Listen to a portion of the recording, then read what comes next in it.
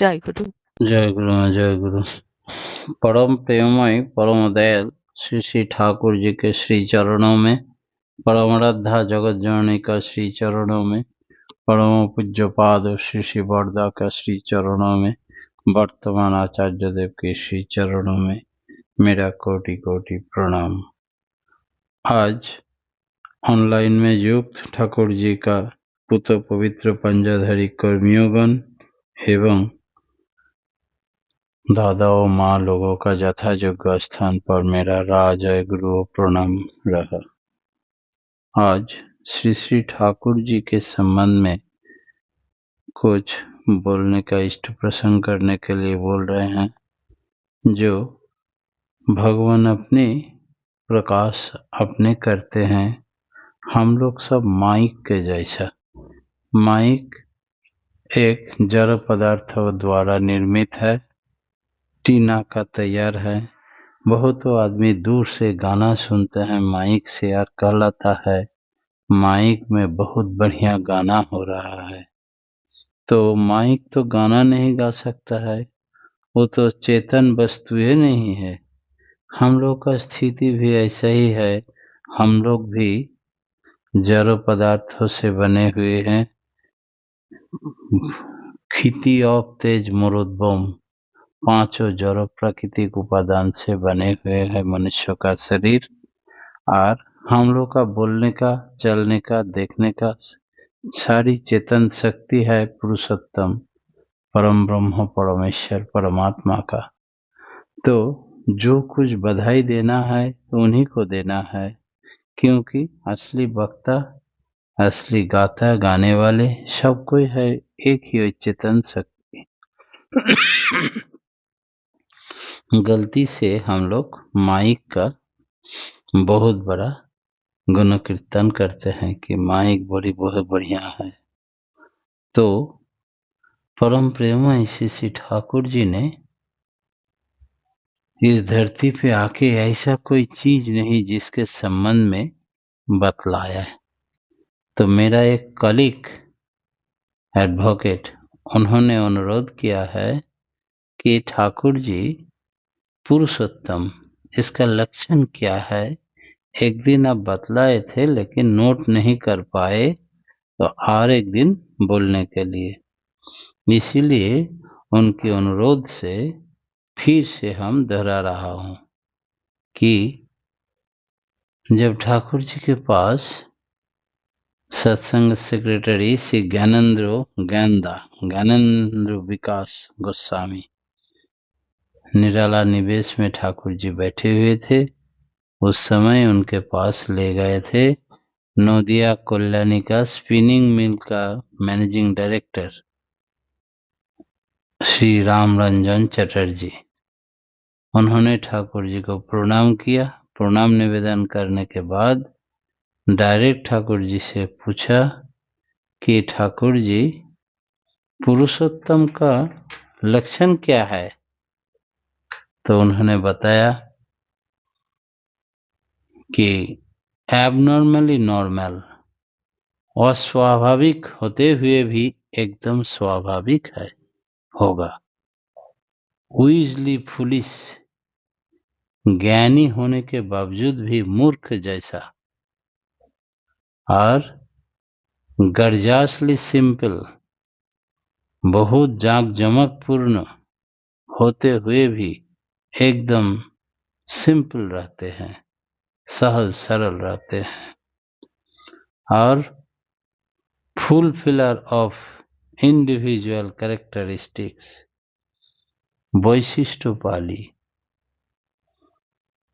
यही सब एक एक आदमी का वैशिष्ट एक एक प्रकार के होते हैं, चाहत भी एक एक प्रकार के होते हैं, और क्वालिटी क्वालिफिकेशन भी एक एक प्रकार के होते हैं। सबके मुताबिक सुष्ट समाधान देने वालों ही होता है फुलफिलर द इंडिविजुअल कैरेक्टरिस्टिक। यही है पुरुषोत्तम का लक्षण। बॉब कैनिंग अमेरिका से आए थे, ठाकुर जी को पूछे दीक्षा लेने से क्या फायदा होता है? ठाकुर जी डायरेक्ट उनको बताया, आचार्य निष्ठा निपुण के साथ, अनुराग के साथ दीक्षा लेने के बाद अगर कोई आचार्य का संग करे तब दीक्षा मानुष को दक्ष बना देते हैं हर विषय में। प्रीति उच्छल संवर्धना के साथ धृति और कृति दो ही उद्दीप्त कर उठता है उनके अंदर में। साथ ही साथ मनुष्य का संहति स्किलनेस दक्षता बढ़ जाता है। दीक्षा दक्षता बढ़ाने के लिए हर आदमी को जरूरी है।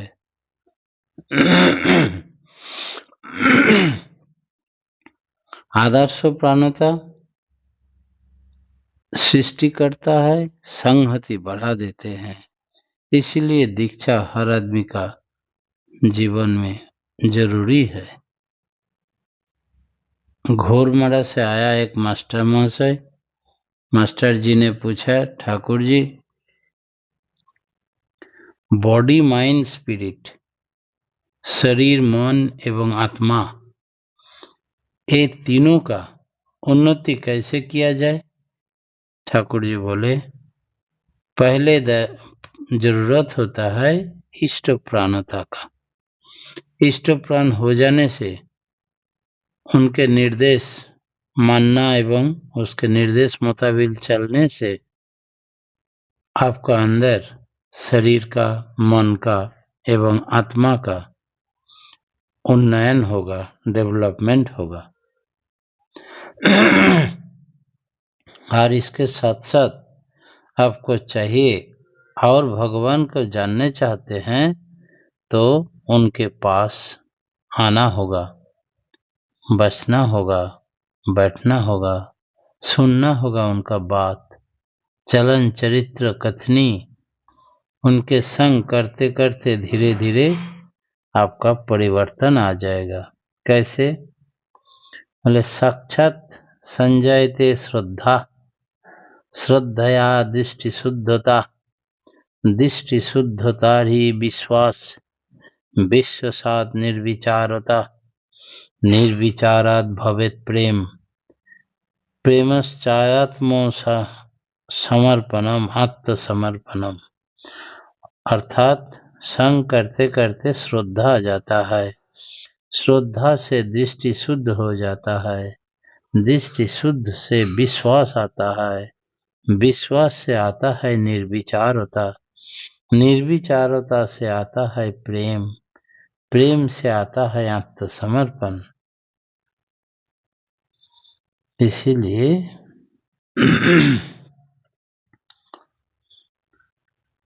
उनके संग करना होगा, आचार्य संग करना जरूरी है। एकमात्र सत्संगी छोड़ के दूसरे किसी का ये मौका नहीं है कि आचार्य परंपरा के रूप में अपना लिविंग गाइड, लिविंग आइडियल से सब कुछ पूछा जाए। कैसे? एगो आदमी बांग्लादेश छोड़ के गंभीर रात में जान बचाने के लिए अपना माँ, छोटा छोटा तीनों भाई सबको लेके बॉर्डर पार होके चले आए थे 1947। बांग्लादेश छोड़ के सारी संपत्ति, घर बाड़ी, विषय वस्तु जो कुछ था सब छोड़ के चले आए। बचने के लिए वहाँ इतना अत्याचार बढ़ गया था कि जीना हराम हो गया था। तो ये परिवार कलकत्ता में पानीहाटी में गंगा के किनार एक आदमी का टूटा फूटा एगो चला घर था, उसी घर को भाड़ा लिया और एगो रूम और एक बरामदा, बरामदा में चौकी रखा और रूम में लड़की लोग सोते थे, बाहर चौकी में मर्द लोग सोते थे। ऐसा करके दिन बिताते थे। और रोटी रोजगार करने वाले तो कोई है नहीं। यही बड़ा लड़का जो है वही कभी डे लेबर, कभी कुछ काम मिल जाए तो उस दिन कुछ पैसा आमदनी होता है तो उसी से चाल डाल तेल नून ऐसा खरीद करके लाता है। जिस दिन उसको काम नहीं मिलता है उस दिन सब मुढ़ी पानी पी के रह जाता है। 2 दिन खाना नहीं मिला, घर का किसी को काम नहीं मिला लड़के को। इस स्थिति में बड़ी दुखी हृदय लेके आ रहा है, एक पैकेट मूढ़ी खरीद के ला रहा है।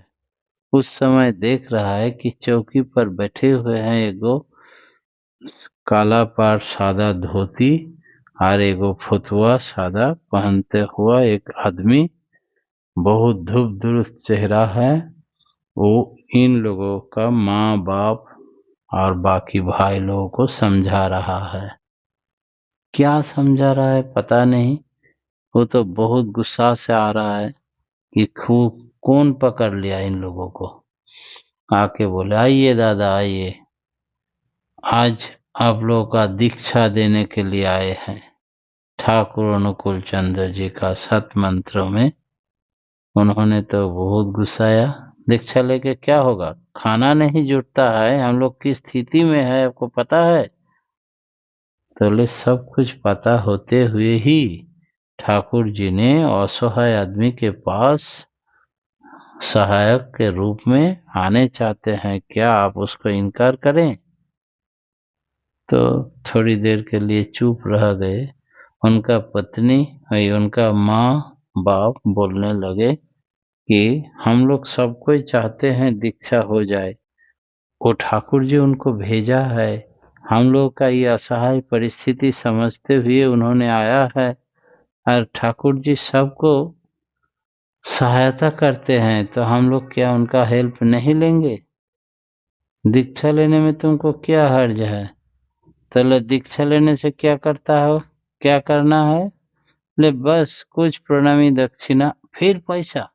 अरे पैसा ही तो है ये नहीं तो क्या पैसा की बात कर रहे हो, नहीं होगा दीक्षा। बोला अच्छा ठीक है, जितना कम करना संभव होगा उतने ही दीजिएगा। हर रोज सुबह उठ के ही कुछ पैसा रख दीजिएगा, फिर रोज पैसा। नहीं नहीं नहीं, दीक्षा नहीं होगा, क्षमता नहीं है। बोला अच्छा किसी तरह ले लीजिए, भगवान अपने पैसा मदद करेगा, आप समय महसूस कीजिएगा। तो उनका माँ बाप सब बोलने लगे, हाँ हाँ हम लोग तैयार हो गए, तुम इसको नष्ट नहीं कर देना, भ्रष्ट नहीं कर देना, सब एक साथ बैठ के ले लो। तो क्या करेगा, माँ बाप को जब पटिया लिए हैं तो अच्छा ठीक है दीक्षा ले ले। सब मिल के दीक्षा ले लिया। दीक्षा लेने के बाद वो तो चले गए, उसका नाम पता सब लिख लिया। लेकिन करेगा क्या, दीक्षा तो हुआ। दीक्षा के बाद अब संसार नहीं चलता है, खाना नहीं जुटता है। एक बार देवघर जाएंगे, ठाकुर जी को डायरेक्ट जाके सब बोलेंगे। तो दीक्षा देवघर जाने का गाड़ी खोल रही है। उस गाड़ी से किसी तरह चंदा सबसे मांग के चले गए देवघर। ठाकुर जी को प्रार्थना के बाद प्रणाम करके बोले, ठाकुर जी बड़ी दुखी हूं मैं। ठाकुर जी सब सुने उनका दुख की बात। उसके बाद ठाकुर जी गंभीरता के साथ बोले, परमपिता को पकड़ के रखो, खूब नाम करते रहो, घर जाके देखो कुछ समाधान तो जरूर हो जाएगा। घर में जब लौट आया तो देखा चौकी पर रखा हुआ है एगो लिफाफा, अपॉइंटमेंट लेटर। अपॉइंटमेंट लेटर खोल के देखे, प्राइमरी स्कूल में कभी अप्लाई किया था उसका अपॉइंटमेंट आ गया। प्राइमरी स्कूल में ज्वाइन किया। ज्वाइन करने के बाद किसी तरह जो है रोज खाने तो कम से कम एक मुट्ठी भात तो मिलेगा ना, यही निश्चित हुआ। अब बीच बीच में देवघर जाने लगता है और कुछ दिन के बाद रिफ्यूजी लोगों का जगह और तंबू मिला। नदिया जिला में चले गए, वहां पर मकान भी बना दिए सरकारी तरफ से और नौकरी भी ट्रांसफर कर लिए। वहां का कांग्रेस का प्रेसिडेंट बना दिया गया उनको। इस स्थिति में ठाकुर जी के पास जाते रहता है। ठाकुर जी एक दिन बोले, तुम किसका है? कांग्रेस का है, दूसरे पार्टी का है, न किसका है? उन्होंने गंभीर सोच में पड़ गए। हम तो सिर्फ ठाकुर जी का है। ठाकुर जी बोले, तब? उसके बाद ही जब एक आदमी उनको बुलाने गए कि ठाकुर जी का दीक्षा लेंगे हम लोग, को ऋतिक भी हो गए, तो दीक्षा लेने के लिए बुलाने के बाद बोले, हम लोग सब सीपीएम करते हैं, आप तो कांग्रेस का नेता है, आपसे दीक्षा नहीं लेंगे। उसको लौटा दिए। घर से दीक्षा लेते हुए तैयार थे, फिर भी नहीं लिया। बड़ी मन में दुख हुआ कि हम ठाकुर जी जो हमको चेतवानी दिए, हम किसका है? हम ठाकुर जी का है, ना कोई कांग्रेस पार्टी का है, ना किसी पार्टी का है। तो हम तो अन्याय किए, हमको तो उसी समय पदत्याग करना चाहिए था। उसके बाद कांग्रेस का प्रेसिडेंट पद छोड़ दिया और ठाकुर जी का ही काम ध्यान से करते थे। अभी तो कुछ जिंदा है, अभी तक ठाकुर जी का काम करते रहता है, बहुत उम्र हो गया है। इस तरह हर आदमी का इस बीच में बहुत सारी घटना घटी। जैसे एक बार गला फूल गया तो ठाकुर जी के पास गए। वहां पैरी डॉक्टर को दिखाने के लिए ठाकुर जी ने भेजा। पैरी डॉक्टर बहुत बड़ा प्रेस्क्रिप्शन कर दिया, फोटो खींचना होगा, टेस्ट करना होगा, ये करना होगा, वो करना होगा। प्राइमरी स्कूल का टीचर इतना करेंगे तो खाएंगे क्या? इसीलिए उन्होंने कुछ नहीं कर पाए, लेकिन दर्द बढ़ते रहा, फूल गया पूरा। उसके बाद फिर रोते हुए चले गए ठाकुर जी के पास देवघर। ठाकुर जी बोले, कि रे डॉक्टर के पास नहीं गए? बोले, गए थे, लेकिन इतना लिखा कि हमसे संभव ही नहीं है, इतना टेस्ट करने का खर्चा नहीं मिला और संभव नहीं हुआ, फोटो भी खींच नहीं पाए। बोले, अच्छा ठीक, डॉक्टर पैरी को फिर बुलाओ मेरे पास। गए बुलाने, डॉक्टर तो बहुत गुस्सा गए। आपको जो लिख के दिए थे कुछ नहीं करेंगे, फिर उल्टे ठाकुर जी के पास आकर शिकायत करते हो? बोले, हम शिकायत नहीं किए, सिर्फ आपको बुलाने के लिए बोले तो आए हैं। तो बोले, ठीक है, चलो हम आ रहे हैं। डॉक्टर पैरी साहब आया। ठाकुर जी बोले, अच्छा पैरीदा, अगर ये कुछ नहीं करेगा तो क्या हो सकता है? चले, बहुत पहले ये मछली खाता था, बांग्लादेश के रहने वाले, तो इलिश माछ खाने के कारण उसका कांटी घुस गया था और उसी कांटी के पचन के कारण ये ऐसा दर्द हुआ और पूरा फूल गया, सेप्टिक हो गया। इसका कैंसर तक हो सकता है और इसका सांस रुद्ध हो जाएगा, इसका सब चोट हो जाएगा, आवाज नहीं निकलेगा। बोले, एगो कागज में हम पूरा यहाँ हमको दिखाइए कहाँ क्या हुआ। सब दिखाया। उसका बाद ठीक है, अब जाइए। और ई बेचारा प्राइमरी टीचर रोते रोते पूरा जो है आंसू बहने लगे, ठाकुर जी की ओर ताक रहा है और आंसू बहा रहा है, क्योंकि उनका पास आर्थिक स्थिति है नहीं टेस्ट करने का, दवा खरीदने का, फोटो खींचने का पैसा कहाँ मिलेगा। इसीलिए ये सब बेकार है। ठाकुर जी आप ही उपाय कीजिए, हमको पैरी डॉक्टर नहीं चाहिए, हमको ठाकुर जी डॉक्टर चाहिए। ठाकुर जी तब बोले, आते तुम बच्चा के जैसा रोते क्यों? हम हैं ना। तुम निश्चिंत रहो, आज से तुम्हारा जितना फूल गया सब ठीक हो जाएगा, जितना दर्द है सब ठीक हो जाएगा। कोई दवा कोई कुछ नहीं खाना है तुमको। तुम्हारे लिए आलादा अलग ट्रीटमेंट शुरू हो गया आज ही से। जाओ, तुम ठीक हो जाओगे 3 दिन के अंदर। जैसे बोल दिया उसी दिन रात में देवघर में ठहरे तो सुबह देखे एकदम आधा से ज्यादा ठीक हो गया और बातचीत सब ठीक से कर रहा है। दर्द भी नहीं है, फूला कम गया है। ये आश्चर्य मेरा कल दिखाए। बोले ठाकुर जी को डॉक्टर मानने से क्या होता है। इसका उदाहरण हो गया डॉक्टर मास्टर साहब। गांव में आके हल्ला चिल्ला के सत्संग करते हुए सबको पुकार के बोले, देखो मेरा ठाकुर जी कितना बड़ा डॉक्टर है। जो डॉक्टर ने पूरा बोल दिया फलाना फलाना होगा, इसका भविष्य में कैंसर भी हो सकता है। हमरा ठाकुर जी के पास रोने के कारण बोल दिया तुमको कुछ नहीं लगेगा, अभी ऐसे तुम सब ठीक हो जाएगा।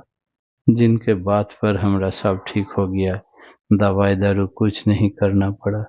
इस तरह बहुत सारी घटना घटने लगे और ठाकुर जी का आशीर्वाद कृपा से आज उनका परिवार में सब कोई सक्षम हो गया।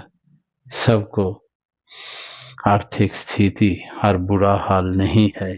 सिर्फ ठाकुर जी को पकड़ने के कारण सब अपना स्थिति में आ गए। बहुत बढ़िया। अभी सब कोई सत्संग संसार में उसको परिचित, सब कोई उनको जानते हैं और अभी तक जीवित है। ठाकुर जी का नाम कीर्तन करते रहता है।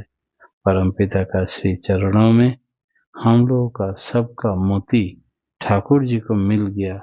ठाकुर जी हम लोगों का जीवन का सब कुछ सारथी है, डॉक्टर है, मास्टर है, जो कुछ है उद्धार करने वाले हैं। तो ऑलमाइटी गॉड उनको मिल गया। इससे बड़ा आनंद की विषय और कुछ नहीं हो सकता है।